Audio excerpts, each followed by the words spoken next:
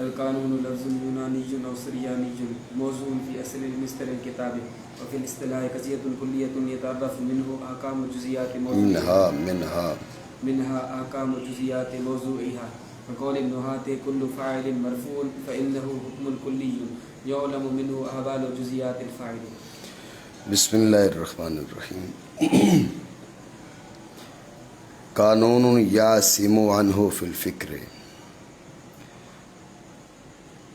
تو فکر کی وضاحت بھی پہلے ہو چکی ہے. یاسم عنہ عصمت یعنی حفاظت، یہ بات بھی واضح ہے. اور اس میں نظری ہے قانون. کیا چیز نظری ہے؟ قانون. اس لیے قانون کی وضاحت کرتے ہیں کہ قانون کیا ہے. قانون اپنی اصل کے لحاظ سے عربی نہیں ہے، یا تو یونانی زبان کا لفظ ہے یا سریانی زبان کا لفظ ہے. توجہ ہے؟ آپ یہ ذہن میں رکھیں کہ سریانی زبان کے تو بہت سے الفاظ وہ دوسری زبانوں میں استعمال ہوتے ہیں. یونانی زبان کا ہو تو پھر ذہن میں سوال آئے گا کہ یونانی زبان کیسے عربی میں گھس گئی. سمجھے؟ تو اصل میں یہ فلسفہ جب منتقل ہوا عربی میں تو اب وہ بہت سے الفاظ جو ہے نا یونانی سے اٹھا کر، کیونکہ یونانی زبان میں تھا فلسفہ، وہاں سے جب منتقل ہوئے عربی کی جانب تو پھر کے بہت سے الفاظ یونانی کے وہ عربی میں داخل ہو گئے. تو اس لحاظ سے یونانی زبان کا لفظ اٹھا کر عربی میں ڈال دیا گیا. اب بات سمجھ رہے ہو؟ تو شارع نے پہلے اس کا یونانی ہونا بیان کیا، پھر سریانی ہونا بیان کیا. آپ سمجھ رہے ہیں؟ تو پہلے یونانی ہونا بیان کیا. اس میں اشارہ اسی بات کی طرف ہے کہ یونانی ہونا اس کا راجح ہے. اور جب منتقل ہوا فلسفہ عربی کی جانب تو اسی کے ساتھ ہی جو الفاظ عربی میں داخل ہوئے تھے یہ ان الفاظ میں سے ہے جو اس ترجمہ کے ساتھ داخل ہوئے. بات سمجھے؟ البتہ یہ سریانی بھی ہو سکتا ہے، سریانی زبان کا لفظ بھی ہو سکتا ہے. اصل وضع میں کیا تھا اس کی بات ہو رہی ہے. اتنی بات سمجھے؟ خلاصے گفتگو یہ ہے کہ قانون اپنی اصل کے اعتبار سے عربی زبان کا لفظ نہیں ہے، بلکہ یا یونانی زبان کا لفظ ہے یا سریانی زبان کا لفظ ہے. سریانی جب سیدنا آدم علیہ نبینا علیہ الصلوۃ والسلام جنت میں قیام فرما تھے تو زبان اقدس پہ عربی تھی. جب زمین پر تشریف لائے تو اب زبان اقدس پہ سریانی آ گئی. تو سریانی زبان کے بہت سے کلمات دیگر بہت سی زبانوں کے اندر موجود ہیں.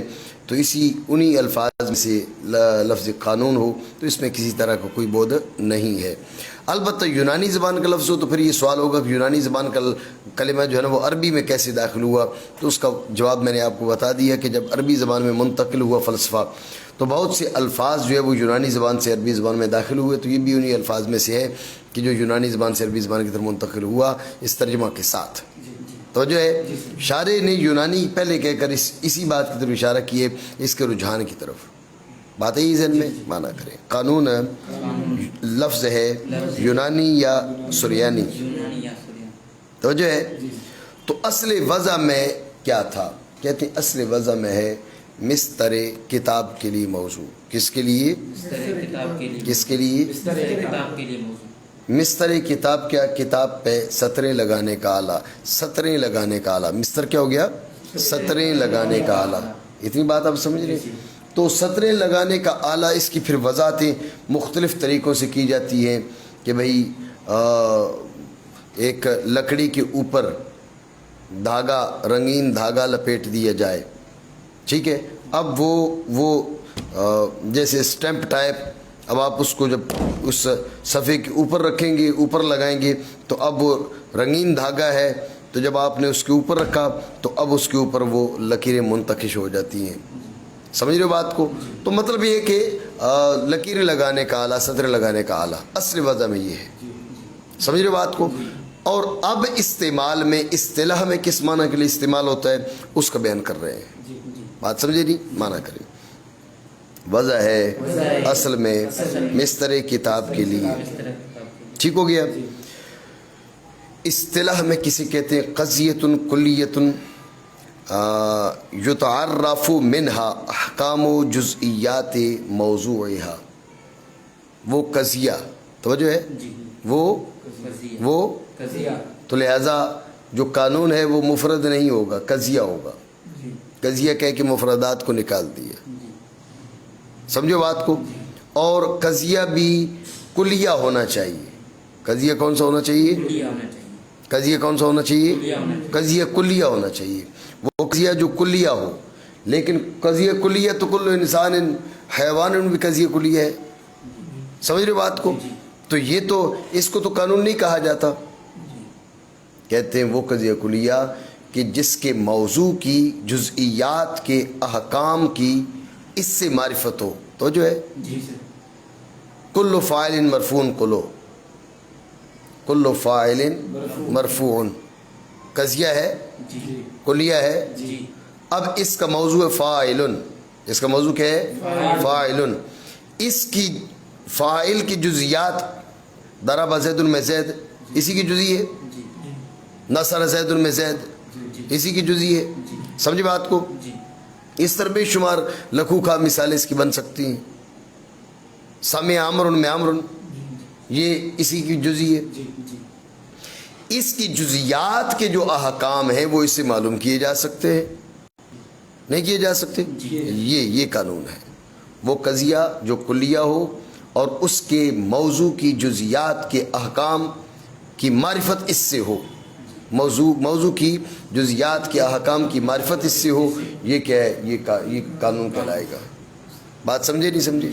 تو جو ہے اس کی وضاحت یوں بھی کی جاتی ہے، اس کو یوں بھی بیان کیا جاتا ہے کہ توجہ رکھنا کہ وہ قضیہ کلیہ، ہاں اس کو احکام کی، اس کی موضوع کی جزیات کے احکام کی معرفت کا طریقہ وہ کیسے ہے؟ آپ ذہن میں رکھیں، ایک صغرا رکھیں، بدیہی الاصول، ٹھیک ہے، اور کبرا بنائیں اس قضیہ کلیہ کو، تو موضوع کی جزئی کا حکم معلوم ہو جائے گا. بات میری سمجھ رہے ہو نہیں؟ میں آپ کو مزید وضاحت بتاتا ہوں. کل فاعل مرفوع یہ ہے قانون. کل فاعل مرفوع کیا ہے؟ قانون. اب اس کے موضوع کی جزیات کے احکام کی معرفت کیسے ہو؟ اس کے موضوع کی جزیات کی احکام کی معرفت کیسے ہو؟ اس پہ کریں آپ توجہ، غور کریں. اس کا طریقہ یہ ہے، آپ ایک صغرا لے، بدیہی الاصول. اب ضرب زید میں زید فاعل ہے، فاعل نہیں ہے؟ فاعل ہے. آپ کہہ سکتے ہیں زید فی ضرب زید فاعل. کیا کہیں گے؟ یہ جملہ درست ہے نہیں درست؟ یہ بدیہی ہے، ایسی ہے. اب لگائیں یہ کلی، یہ قانون اس کے ساتھ لگائیں. کل فاعل مرفوع، کیا؟ زید فی ضرب زید فاعل وکل فاعل مرفوع. یہ ذہن میں رکھنا، یہ جو کبر ہے اس سے پہلے واو آئے گی، ٹھیک ہے نا؟ زید فی ضرب زید فاعل وکل فاعل مرفوع. ٹھیک ہو گیا؟ اب فاعل حد اوسط ہے، یہ گر جائے گی. نتیجہ کیا نکلے گا؟ زید فی ضرب زید مرفوع. کیا نتیجہ نکلے گا؟ تو فاعل نہیں، مرفوع. ٹھیک ہے. تو اب فاعل کی جزئی تھی یہ زید، اس کا حکم معلوم ہوا نہیں ہوا؟ بولیں معلوم ہوا نا؟ یہ طریقہ ہے. اس نے کہا نا قضیۃ کلیۃ یتعرف منہا، اس سے پہچانا جائے گا. تو پہچاننے کا طریقہ کیا ہے وہ میں نے آپ کو بتایا. پہچاننے کا طریقہ یہ ہے کہ ایک صغرا بدیہیۃ الحصول کو رکھا جائے اور اس کے ساتھ اس قانون کو ملایا جائے. صغرا بدیہیۃ الحصول کو رکھا جائے، اس کے ساتھ اس قانون کو ملایا جائے. جو نتیجہ ہوگا وہ اس قانون کے موضوع کی جزئی کا حکم ہوگا. قانون کے موضوع کی جزئی کا حکم ہوگا. پتہ نہیں بات آپ سمجھ رہے ہیں نہیں سمجھ رہے؟ ٹھیک ہو گیا؟ ٹھیک ہے، مانا کریں. اور اصطلاح میں وہ قضیہ کلیہ کہ پہچانے جاتے ہیں اس قضیہ سے اس قضیہ کے موضوع کی جزیات کے احکام. اب اس کی وضاحت مثال دے، جیسے نحویوں کو قول ہے کل فاعل مرفوع، تو اب کہ یہ حکم کلی ہے جس سے پہچانے جاتے ہیں فاعل کی جزیات کے احوال. تو اس کو پہچاننے کا طریقہ میں نے آپ کو بتا دیا. پہچاننے کا طریقہ یہ ہے کہ آپ صغرا بدیہیۃ الحصول رکھیں، اس کے ساتھ اس قانون کو لگائیں، اس کے ساتھ اس قانون کو جوڑیں، جو نتیجہ ہوگا وہ اس قانون اور قضیہ کے موضوع کی جزی کا حکم ہوگا. ٹھیک ہو گیا جی. موضوع علم ما یبحث فیہ عن عوارض ذاتیۃ. بس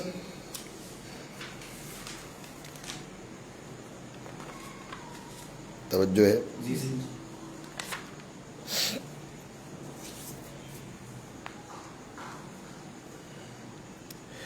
ماتن نے کہا وہ موضوعہ،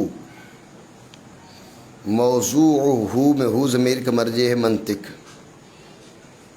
موضوعہ میں ہو ضمیر کا مرجع کیا ہے؟ تو جو ہے موضوع المنطق. کیا یہاں سے بیان کر رہے ہیں موضوع المنطق. موضوع المنطق فرد ہے موضوع العلم کا. تو مقید کی معرفت موقوف ہوتی ہے مطلق کی معرفت پر. ٹھیک ہے، مقید کی معرفت موقوف ہوتی ہے، تو موضوع المنطق کی معرفت موقوف ہے موضوع العلم کی معرفت پر. اس لیے شارع موضوع العلم کی تعریف کرتا ہے. بات سمجھے ہو؟ اس انداز میں آپ جواب دیں تو ایک اعتراض کا جواب حاصل ہو جائے گا. اعتراض کیا ہوگا؟ تو جو ہے اعتراض یہ ماتن نے کہا نا موضوع ہو، آپ اعتراض یہ کریں بھئی ہم آپ سے پوچھتے موضوع میں ہو کا مرجع کیا ہے، منطق ہے یا علم ہے؟ اگر آپ کہیں منطق ہے تو شارع منطق کے موضوع کی تعریف کرنے کے بجائے علم کے موضوع کی تعریف کیوں کر رہا ہے؟ اور اگر آپ کہیں موضوع ہو میں ہو ضمیر کا مرجع علم ہے، علم کا موضوع، تو آگے جو بیان کیا جا رہا ہے وہ علم کا موضوع نہیں، مطلق علم کا موضوع نہیں، وہ تو منطق کا موضوع ہے. یوں اعتراض آپ کر سکتے ہیں. تو اصل اعتراض یہ ہے کہ جب ماتن نے کہا ہے موضوع المنطق تو شارع جو ہے وہ موضوع المنطق کی تعریف کرنے کے بجائے موضوع العلم کی تعریف کیوں کر رہا ہے؟ سمجھے؟ تو اس کا جواب وہی ہے جو میں ابھی آپ کو میں نے بتا دیا. ٹھیک ہو گیا؟ تو آپ از ابتدا یوں تقریر کر سکتے ہیں جو میں نے تقریر کی ہے. ایک بار پھر آپ اس کو دھیان سے سنیں کہ ماتن نے کہا موضوع ہو کا مرجع ہے منطق. موضوع المنطق، موضوع المنطق فرد ہے کس کا؟ موضوع العلم کا. موضوع المنطق کس کا فرد ہے؟ موضوع العلم کا. موضوع المنطق فرد ہے موضوع العلم کا. اور جو مقید ہے اس کی معرفت مطلق کی معرفت پر موقوف ہوتی ہے. مطلق ہے موضوع المنطق کے لحاظ سے مطلق ہے موضوع العلم. اس لیے کیا کر رہے ہیں؟ پہلے موضوع العلم کی تعریف کر رہے ہیں تاکہ اس کے ذریعے سے موضوع المنطق کی معرفت حاصل ہو سکے. بات سمجھے؟ تو موضوع العلم کیا ہے؟ موضوع العلم کیا ہے؟ کا ما یبحث فیہ عن عوارض ذاتیت. علم کا موضوع وہ امر ہے جس کے عوارض ذاتیہ کی اس علم میں بحث کی جائے. جس کے عوارض ذاتیہ سے اس علم میں بحث کی جائے وہ چیز کیا ہوتی ہے؟ وہ اس علم کا موضوع کہلاتی ہے. بات سمجھے؟ معنی کریں. علم کا موضوع کس کا؟ کس کا؟ ہاں لام ساکن کر. علم کا موضوع وہ امر ہے کہ بحث کی جائے علم میں اس کے عوارض ذاتیہ سے. توجہ ہے؟ یہ عرض ذاتی کیا بلا ہوتی ہے؟ عرض ذاتی کیا بلا ہوتی ہے؟ یہ اب آگے اس کو بیان کرتا ہے. پڑھو. والعرض ذاتی ما یارد للشیء اما اولا وبالذات كالتعجب اللاحق للانسان من حيث انه انسان واما بواسطه امر مساو لذلك الشيء كذلك الذي يارد حقيقه للمتعجب ثم ينسب وروده الى الانسان بالعرض والمجال فافهم.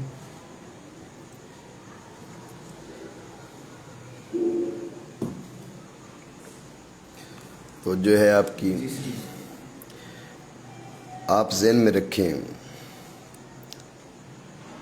عرض ذاتی کسے کہتے ہیں؟ جی عرض ذاتی کسے کہتے ہیں؟ شے کو جو چیز معروض ہوتی ہے کبھی بلا واسطہ معروض ہوتی ہے کبھی بال واسطہ معروض ہوتی ہے. شے کو جو چیز عارض ہوتی ہے وہ کبھی بلا واسطہ عارض ہوتی ہے اور کبھی بال واسطہ عارض ہوتی ہے. ذہن میں رکھیں بلا واسطہ عارض ہو تو یہ عرض ذاتی ہے.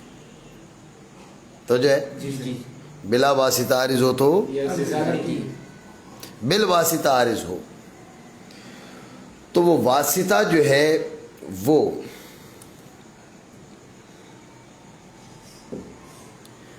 معروض سے عام ہے، اخص ہے، مباین ہے یا مساوی ہے. اب سمجھ رہے ہو بات کو؟ وہ واسطہ معروض سے عام ہے، اخص ہے، مباین ہے یا مساوی ہے. ان میں سے واسطہ کیا ہو جو مساوی ہو، واسطہ جو ہے وہ معروض کے مساوی ہو، یہ عرض ذاتی ہے. یہ عرض ذاتی ہے. سمجھ رہے بات کو؟ اگر واسطہ عام ہو جب بھی عرض غریب ہے، اخص ہو جب بھی عرض غریب ہے، مباین ہو جب بھی عرض غریب ہے. سمجھے بات کو؟ اس گفتگو پر آراز ہو گئی 5 بلا واسطہ. سمجھ رہے بات کو؟ پھر بال واسطہ میں سے بواسطہ امر عام، بواسطہ امر اخص، بواسطہ امر مساوی اور بواسطہ امر مباین. یہ عرضیں ہو گئی ہیں 5. ان میں سے جو بلا واسطہ ہے یہ عرض ذاتی ہے، جو بواسطہ امر مساوی ہے یہ عرض ذاتی ہے. باقی 3 آراز غریبہ ہیں، عام کے واسطہ سے، اخص کے واسطہ سے اور مباین کے واسطہ سے. بات سمجھے نہیں سمجھے؟ بات آئی ذہن میں؟ دوبارہ سمجھے توجہ سے.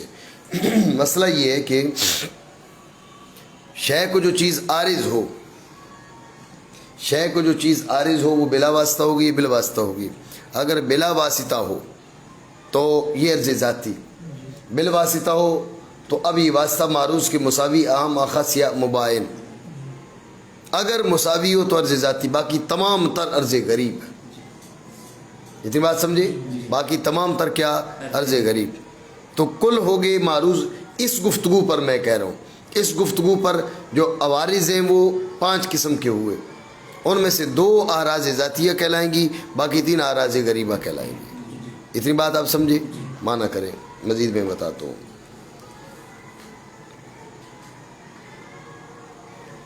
اور عرض ذاتی وہ امر ہے جو شے کو عارض ہو یا تو اولاً اور بذات، جیسے تعجب جو لائق ہو انسان کو انسان ہونے کی حیثیت سے، یا ایسے امر کے واسطہ سے جو شے کے مساوی ہو.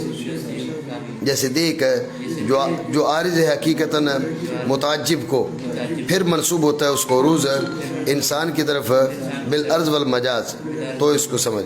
اس میں مزید گفتگو ہے انشاءاللہ وہ کل کرتے ہیں. ٹھیک ہے.